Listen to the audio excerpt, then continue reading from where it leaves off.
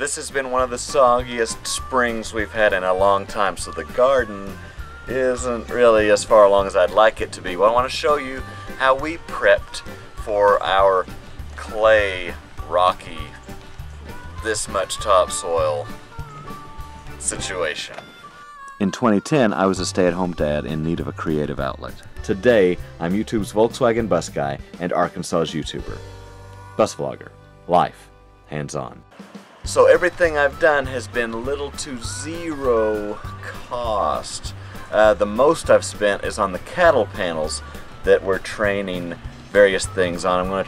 I've trained tomatoes along those, and that works pretty well. I've seen a lot of different techniques for that. Of course, climbing beans and things, you know, that stuff's perfect for that. So the cattle panels are like 20 something a piece, and then these galvanized stock tanks came from the scrap metal at the recycling center. So very little cost, just a few dollars a piece on those. Here's the thing though, it takes a lot of dirt to fill those up. So what we've been doing is composting in there as much as we can, and eventually we have built up a little bit of soil in some of them. It's taken a very long time. So what I've decided this year is I've taken the mulch from when the electric company comes through and they go and clean out any limbs that may get into the power lines. They mulch those up, and then they've got a whole dump truck load of mulch, and I'm like, you know what to do over here.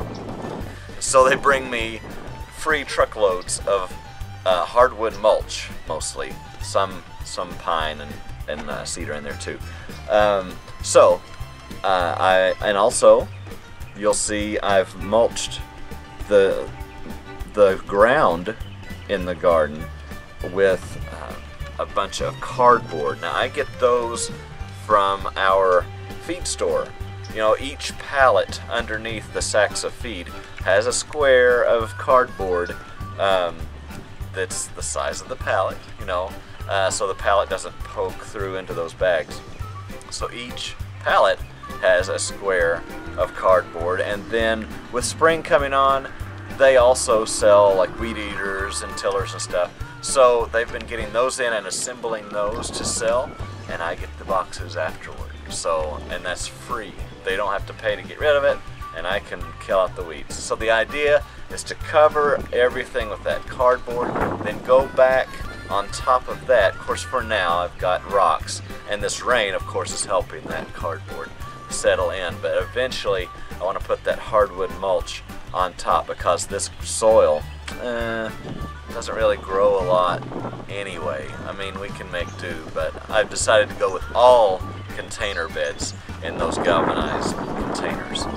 Like I was saying, it takes a lot of soil to fill those containers up. So what I'm doing this year is filling them up with that hardwood mulch, digging out a little space for pots, and I'll buy some garden soil and only fill up the pots for now. Eventually, we'll get enough soil to fill them up, but for now I want to try that out this year. So that's this year's experiment. I think every year is an experiment in our garden. Like a science project, more so. Anyway, that's where we are. That's what we're trying. Have you got soil that's pretty much clay and or rock? That's what we've got. What are your solutions, and what do you think? This is the best way I can think of and cheapest to kill out all the weeds, because we can definitely grow weeds. We have no trouble there. Life's what you make it. Let's get our hands dirty.